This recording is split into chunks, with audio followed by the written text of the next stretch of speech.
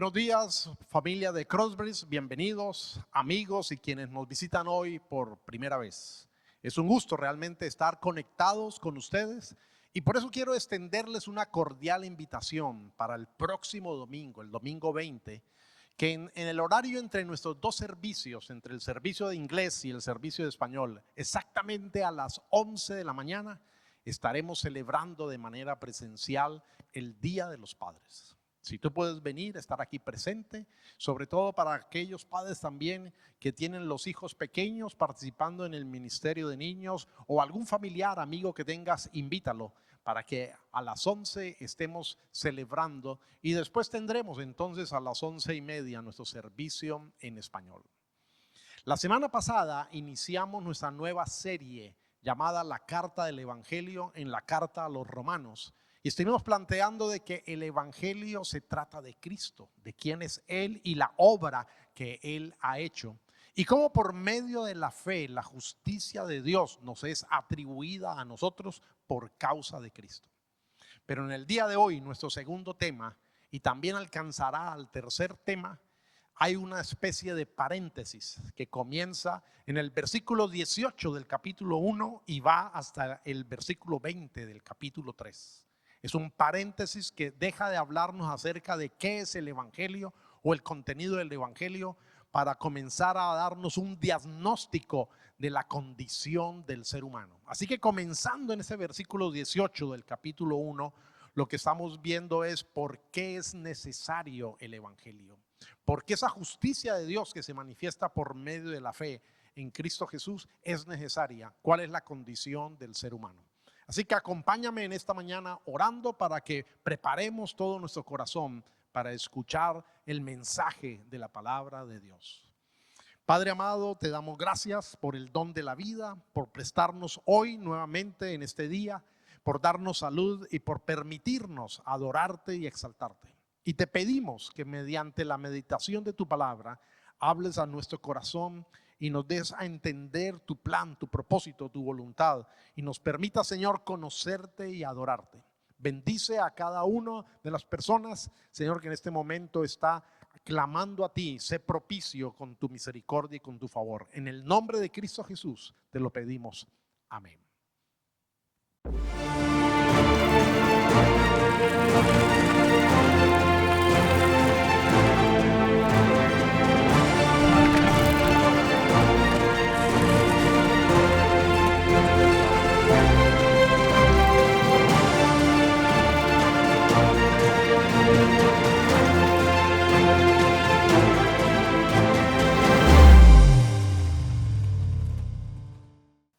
Muy bien, una vez que hemos orado, entonces vamos a nuestro segundo tema.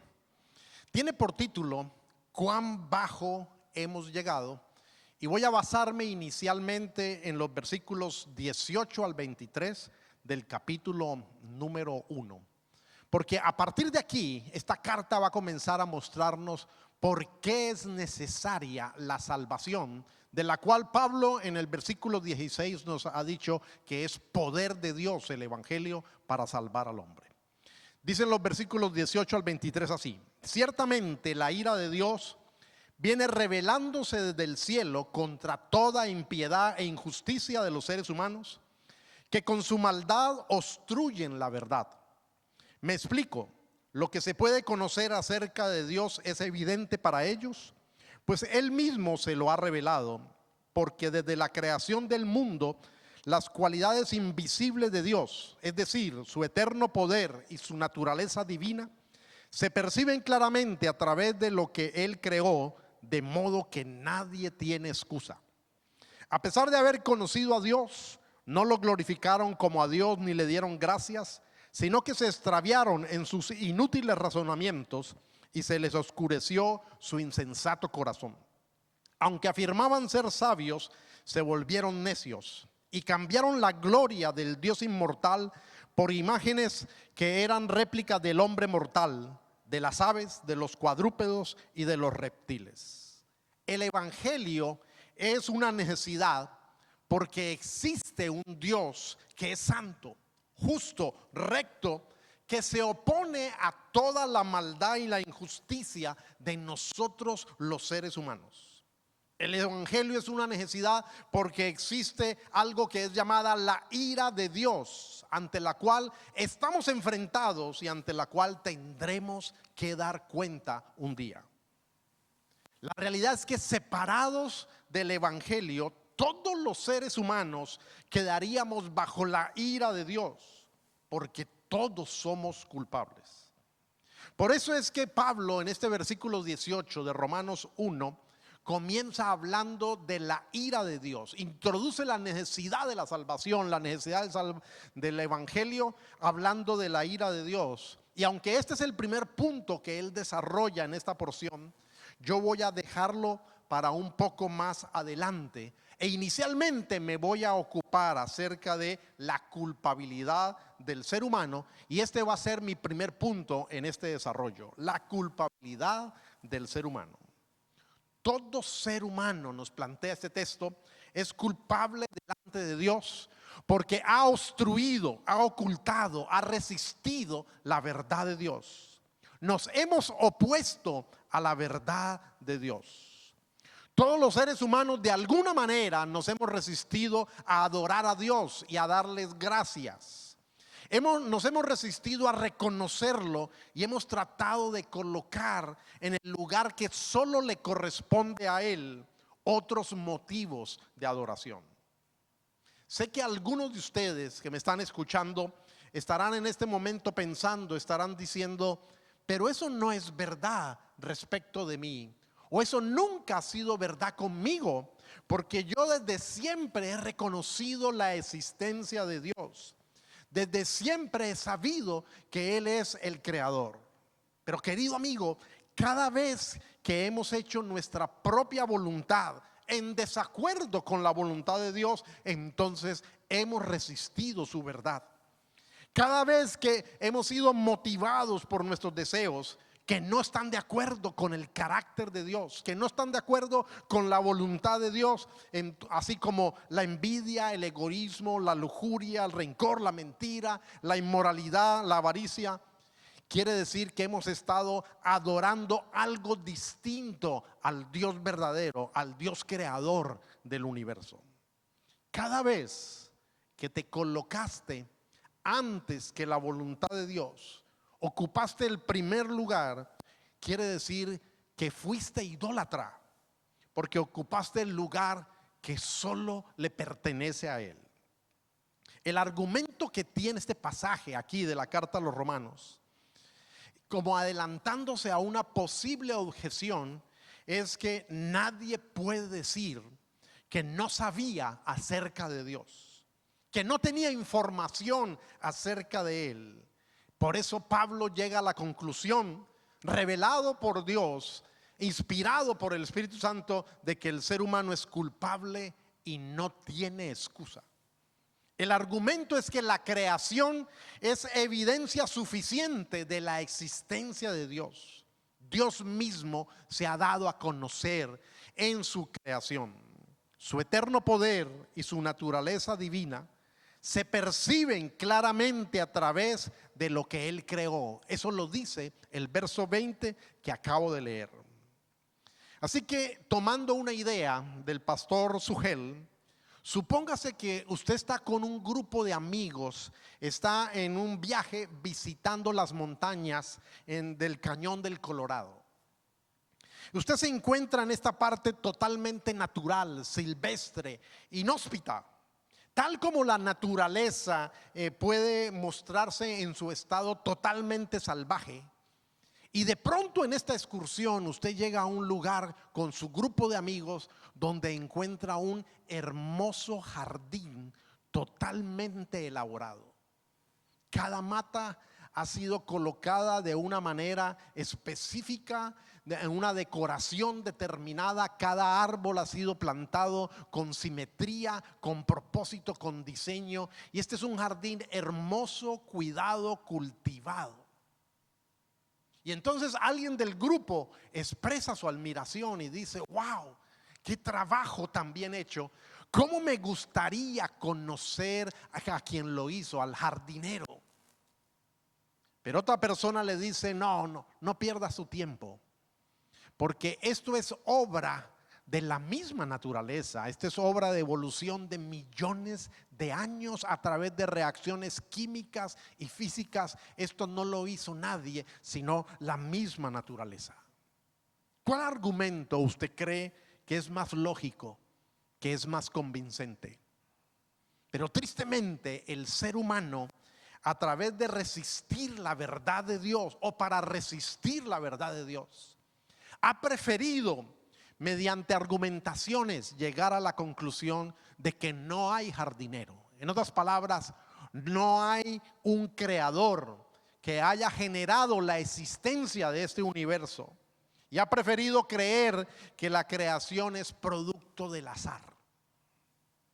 Actualmente, en todos los noticieros de la televisión, usted escucha a las personas hablar de la madre naturaleza. No solo porque ella tiene la propiedad por Dios de producir vida, sino porque creen que la tierra es la fuente misma de la existencia de la vida. Estamos adorando lo que ha sido creado en lugar de adorar al creador que ha producido esta obra. Hablar de la madre naturaleza hoy en día suena como de mente más abierta, suena más cool, suena más incluyente, más tolerante, pero la verdad que es pura resistencia a reconocer que hay un Dios verdadero, todopoderoso, infinito, y que un día tendremos que dar cuenta delante de Él. Un día tendremos que presentarnos delante de Él, y si no estamos amparados por la justicia gratuita que nos ofrece mediante la fe el Evangelio, entonces seremos hallados culpables y sin excusa. Esto es lo que plantea este pasaje en el capítulo 1, comenzando en el versículo 18. Querido amigo, es que la idolatría y la resistencia a la verdad de Dios tiene muchas maneras de expresarse. Obviamente, cuando Pablo escribió y cambiaron la gloria del Dios inmortal por imágenes que eran réplicas del hombre mortal, de las aves, de los cuadrúpedos y de los reptiles, esto estaba dentro de un contexto en el Imperio Romano, con una cultura griega llena de templos, llena de mitología y de supersticiones, donde la gente entendía bien lo que él estaba diciendo. Pero para nuestros días, nosotros estamos idolatrando otras cosas. Posiblemente no son imágenes de reptiles o de personas o de cuadrúpedos, sino que estamos idolatrando el sexo. El cuerpo del ser humano lo hemos comercializado de tal manera para poder satisfacer hasta las pasiones más bajas de las personas. Hemos idolatrado también el dinero, la posición, el placer, el poder. Seguimos cambiando la gloria de Dios inmortal por cosas pasajeras y perecederas. Por eso dice el versículo 21 y 22: se extraviaron en sus inútiles razonamientos y se les oscureció su insensato corazón. Aunque afirmaban ser sabios, se volvieron necios.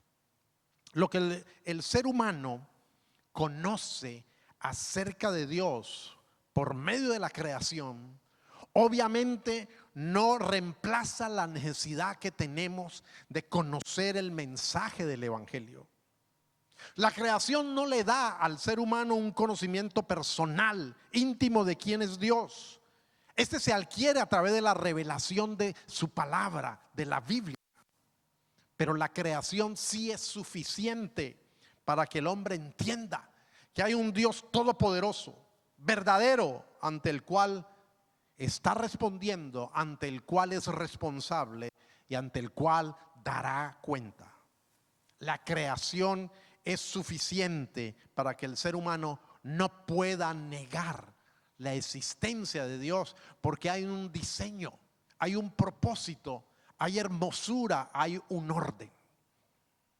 Déjeme ir entonces en primer lugar al primer punto del cual Pablo habló aquí en su explicación de la necesidad del Evangelio. que para mi bosquejo, para mi desarrollo es el segundo punto, la ira de Dios. Ciertamente la ira de Dios viene revelándose desde el cielo contra toda impiedad e injusticia de los seres humanos que con su maldad obstruyen la verdad. Se nos dice que la ira de Dios no es algo simbólico, no es algo estático, sino que no es algo simplemente que está reservada para ser manifestada en el futuro, sino que también es una realidad presente. El texto dice es que se está manifestando la ira de Dios, que está operando actualmente en nuestras vidas. Aunque la palabra de Dios es clara en enseñarnos que el ser humano después de la muerte física será resucitado y tendrá que enfrentar el juicio de Dios, así lo declara Hebreos 9:27, y así como está establecido que los seres humanos mueran una sola vez, o sea, no hay reencarnación, que el ser humano muera una sola vez y después venga el juicio. De igual manera, el texto que he leído en la carta a los Romanos, el que estamos estudiando, nos dice que ahora la ira de Dios es presente, que está obrando. Entonces la pregunta lógica es: ¿cómo se está manifestando la ira de Dios? Esta fue la razón por la cual yo dejé este primer punto del apóstol Pablo como mi segundo punto, para que usted pudiera ver más fácilmente la conexión. Porque a partir del versículo 24, Pablo nos habla de que la ira de Dios se está manifestando a través de 3 entregas. Dios ha hecho 3 entregas respecto del ser humano que se resiste en adorarlo, que permanece en una actitud beligerante, del ser humano que no quiere reconocer la gloria de Dios. Y entonces dice que la ira de Dios se manifiesta a través de 3 entregas, en las cuales Dios está dejando al ser humano no arrepentido a las consecuencias de sus propias decisiones. La palabra en el original griego es paradidomi. Y esta palabra aparece en los versículos 24, 26 y 28 y se traduce como entrega. Dios ha permitido que el hombre experimente las consecuencias de no adorarlo, las consecuencias de cambiar su verdad, las consecuencias de no tenerlo en cuenta. Las 3 veces que aparece la palabra entregar es en respuesta a que los seres humanos cambiaron la gloria de Dios por la idolatría, según el versículo 23. Cambiaron la verdad de Dios por la mentira, según el versículo 25.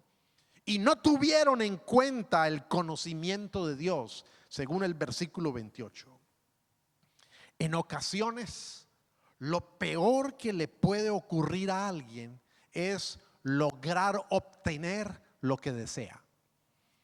Por ejemplo, si alguien es adicto al trabajo, si alguien está dispuesto a sacrificar a su familia con tal de estar centrado en el trabajo, lo peor que le pudiera pasar a esa persona sería recibir un ascenso, un bono, una promoción. Haría que esta persona refuerce su adicción y su dependencia del trabajo, y por el contrario, en lugar de reconocer su error, justifique su dedicación a costa del sacrificio de su familia.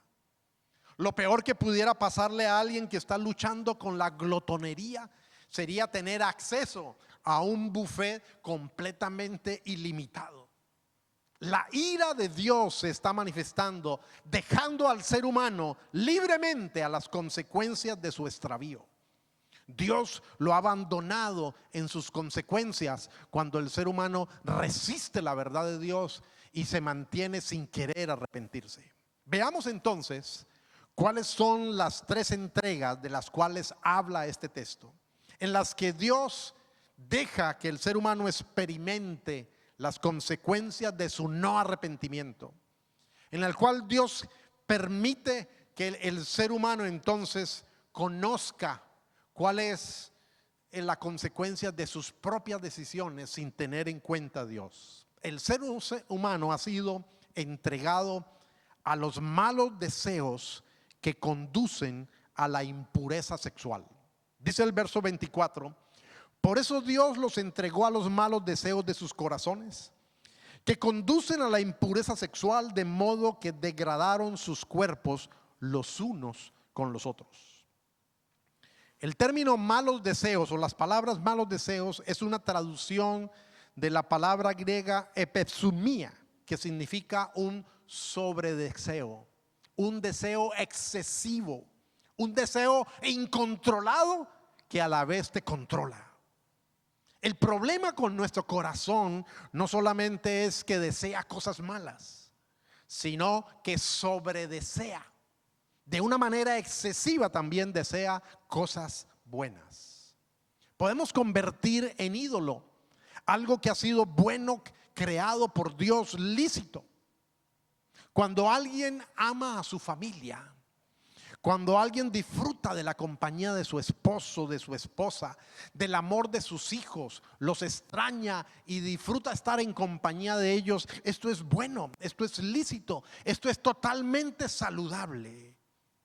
Pero si el amor de tu esposo, de tu esposa, el amor de tus hijos, de tus nietos, se convierte en la razón para ser feliz, se convierte en la razón por la cual tú le encuentras sentido a tu vida, entonces los estás tratando como ídolos.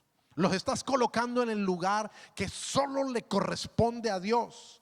Les estás dando a ellos la honra que solo le corresponde al Dios verdadero y creador de todo. Estás cambiando la gloria de Dios por idolatría. Y esa es una de las maneras como se manifiesta la ira de Dios, dejando que la gente corra detrás de sus deseos y los obtenga, pero luego sea preso en las consecuencias de eso. Nuestros malos deseos, o aún nuestros deseos excesivos, nos conducen a la impureza sexual, dice el texto.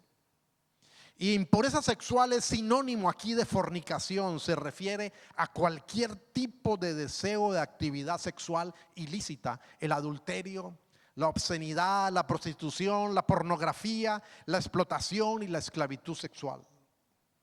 El dejar de honrar a Dios siempre ha traído como consecuencia la degradación de la dignidad del ser humano. Cuando perdemos el norte, cuando Dios deja de ser nuestro parámetro, nos quedamos confundidos y la consecuencia es que la dignidad humana se viene abajo, comienza a ser comercializada y comienza a ser totalmente degradada. En segundo lugar, el ser humano ha sido entregado a pasiones vergonzosas que van contra su naturaleza. Versículos 26 y 27. Por tanto, Dios los entregó a pasiones vergonzosas. En efecto, las mujeres cambiaron las relaciones naturales por las que van contra la naturaleza. Asimismo, los hombres dejaron las relaciones naturales con la mujer y se encendieron en pasiones lujuriosas los unos con los otros. Hombres con hombres cometieron actos indecentes y en sí mismos recibieron el castigo que merecía su perversión. Este es un texto bastante fuerte, bastante duro, pero querido amigo, esta es la opinión de Dios, que nos está diciendo que así como todas las otras actividades sexuales ilícitas a las cuales yo hice mención hace un momento son pecado, también nos está diciendo que el deseo y la actividad homosexual es pecado. Es en contra de la naturaleza con la cual Dios creó al varón y a la mujer. Y es evidente que fuimos creados como varones y mujeres. No se trata de ser homofóbicos. No somos homofóbicos. Respetamos a cada persona en su dignidad humana, independiente de su proceder y de su manera de pensar. Pero así como al adúltero, al infiel, al obsceno, al mentiroso, al ladrón, al ebrio, le decimos que esa actitud y ese comportamiento es pecado, asimismo decimos que la actitud y el comportamiento de la homosexualidad es pecado, porque de esta manera no se honra a Dios como Dios, se resiste su verdad y se deja de reconocer su gloria. Es por amor al pecador, independiente de cuál sea su comportamiento, que le decimos la verdad y le invitamos al arrepentimiento, porque el evangelio es poder de Dios para salvación. Porque el evangelio puede salvar a cualquier persona. Nadie está fuera de su alcance. Y el evangelio es poder de Dios que da vida y transforma la vida de los seres humanos. Ahora, yo sé que muchas personas han tratado de justificar su actitud diciendo que esa es su inclinación natural. Por eso han tratado de hacernos creer y de que aceptemos de que la homosexualidad es una inclinación, es una opción. Pero esto es tan absurdo como si un hombre dijera: yo deseo sexualmente a esa mujer aunque ella está casada. Y espero que ella y su esposo comprendan que esta es mi inclinación, que es lo que me dicta mi deseo. Es tan absurdo como si alguien dijera, un alcohólico o un drogadicto dijera: yo necesito estar bajo el efecto del licor o el efecto de los narcóticos. Espero que entiendan que ese es mi deseo y me dejen conducir un carro, me dejen operar una maquinaria, o que simplemente acepten y no rechacen, y que yo llegue así a casa bajo los efectos del licor o de los narcóticos. Es tan absurdo como si alguien dijera, un hombre adulto dijera: mi deseo es tener relaciones sexuales con una jovencita, con una chica no casada, con una menor de edad. Y si ella está de acuerdo, si ella lo consiente, espero que ustedes consideren que esto está bien, porque esta es mi inclinación. No son nuestros deseos los que establecen lo que está bien y lo que está mal. Querido amigo, es el carácter santo de Dios, es su rectitud, su justicia, el parámetro para definir lo que es bueno y lo que es malo. Por eso es que la base de todo pecado, sea cual sea, es una resistencia a honrar y a reconocer a Dios, a darle honra por su gloria, a agradecerle por su plan y su propósito. En tercer y último lugar, encontramos que la ira de Dios se está manifestando habiendo entregado al ser humano a la depravación mental. Dice el versículo 28: además, como estimaron que no valía la pena tomar en cuenta el conocimiento de Dios, Él a su vez los entregó a la depravación mental para que hicieran lo que no debían hacer. Al no querer tener en cuenta a Dios, el hombre fue dejado a merced de su mente, y el problema es que su mente no aprueba y se opone a lo establecido por Dios. El ser humano ha quedado preso de sus propios deseos, está deseando lo que no debería desear, está haciendo lo que no debería hacer.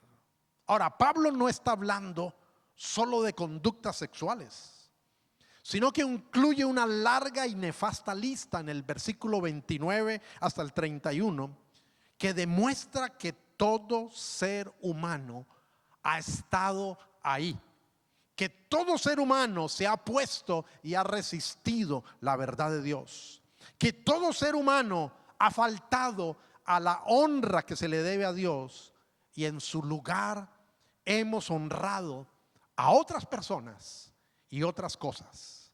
Es impresionante cómo en la lista que desde el versículo 29 al 31 Pablo escribe, es impresionante cómo en esa lista se coloca al mismo nivel el homicidio con la desobediencia a los padres, la insolencia, la deslealtad, la enemistad contra Dios, se coloca al mismo nivel que el chisme o la arrogancia. El propósito es que veamos que absolutamente todos somos culpables. Ninguno tiene excusa. Y termina este capítulo diciéndonos del versículo 32 que el hombre no arrepentido, el que permanece en pie de guerra en su actitud beligerante contra el justo juicio de Dios, sabe que merece la muerte. Dice el verso 32, saben bien que según el justo decreto de Dios, quienes practican tales cosas merecen la muerte. Sin embargo, no solo siguen practicándolas, sino que incluso aprueban a quienes las practican. Lo que nuestro corazón de manera natural, sin haber sido alcanzado por la gracia y la misericordia del Evangelio, lo que nuestro corazón desea es oponerse a la gloria de Dios, a la verdad de Dios, es no reconocerlo. Por eso el ser humano, viendo semejante diseño y hermosura de la creación, aún insiste que no hay creador. Ahora, en esta mañana yo quisiera preguntarme, ¿hay solución para este problema? ¿Hay esperanza para el hombre que ha resistido honrar a Dios? Sí la hay. Pero tendremos que esperar en el desarrollo de esta carta de Romanos hasta llegar al capítulo 3, versículo 21, cuando Pablo retomará la exposición de lo que es el Evangelio y cómo éste obra, cómo éste opera. Porque en el capítulo 2 él nos va a demostrar cómo el hombre religioso, el que se cree moral, ha resistido la verdad de Dios y se ha puesto a reconocer su gloria. En el capítulo 3 nos va a demostrar cómo el hombre no religioso, el hombre liberal, el que no está interesado en la moralidad, también ha resistido la verdad de Dios y no le ha dado honra. Pero hoy, a manera de conclusión, quiero decirte que el Evangelio es suficiente y poderoso para salvar a cualquier persona. Nadie está fuera de su alcance. No significa que todos van a ser alcanzados, pues esto es decisión soberana de Dios. Pero el Evangelio es suficiente para alcanzar a aquel a quien Dios quiera, pues su amor es más grande que la perversidad con la cual ha caído el ser humano. Es tan grande la bondad de Dios que Él ha decidido hacer justicia en nuestro lugar. Él decidió llamar al pecador que es culpable, por quien Cristo murió en su lugar y por quien el precio de la sangre de Cristo fue derramada y pagada, y confirmada esta transacción con la resurrección del Señor. Es tan grande el amor de Dios que Él entregó a su propio Hijo. Y la Biblia usa la misma palabra para didomi. Las mismas entregas a las consecuencias es la misma palabra que la Biblia usa para hablar de que Dios entregó a su Hijo a la cruz por todos aquellos que Él ha llamado para que sean sus hijos mediante la fe en el Evangelio que lleva al arrepentimiento. Romanos 8:32 dice: el que no escatimó ni a su propio Hijo, sino que lo entregó por todos nosotros, ¿cómo no habrá de darnos generosamente junto con Él todas las cosas? Sí hay esperanza, querido amigo. Sí hay solución, porque este Evangelio nos llama al arrepentimiento de nuestra resistencia para honrar a Dios. Nos llama al arrepentimiento de no darle entonces el lugar que solo Dios se merece. Nos llama a arrepentirnos de haber resistido la gloria de Dios. ¿Eres tú uno de esos llamados? Ven entonces a Él. Ora conmigo. Padre Celestial, gracias porque en tu amor tú nos dices la verdad de la condición del corazón del ser humano. Gracias, Señor, porque a través de tu palabra podemos entender cuál es la razón por la cual estamos como estamos. ¿Por qué estamos confundidos? ¿Por qué estamos idolatrando el dinero, el lujo, el poder, la posición, el sexo? ¿Por qué, Señor, nos estamos perdiendo en las consecuencias de nuestras propias decisiones? Pero gracias, Señor, porque aún habiéndote ofendido, no nos has dejado absolutamente solos. Nos has dejado experimentar las consecuencias de nuestro extravío, pero sin embargo entregaste a Cristo Jesús para que muriera por nosotros. Padre, en esta mañana yo oro para que tú toques el corazón de aquellos que todavía están luchando con esta decisión, que todavía experimentan resistencia ante tu gloria, ante tu verdad y ante tu voluntad. Que con cuerdas de amor tú los atraigas y que la verdad del evangelio ilumine sus tinieblas y ellos puedan ver la esperanza, la respuesta que hay en Cristo Jesús y puedan palpar la hermosura que hay en Cristo Jesús. Señor, gracias por haber venido en nuestro rescate. Gracias porque nuestra esperanza no es tener que encontrarnos con tu ira, sino encontrarnos justamente con tu favor y tu misericordia, porque tu ira ya ha sido derramada en la cruz de Cristo. Te adoramos, te exaltamos, te bendecimos, te damos gracias. Amén.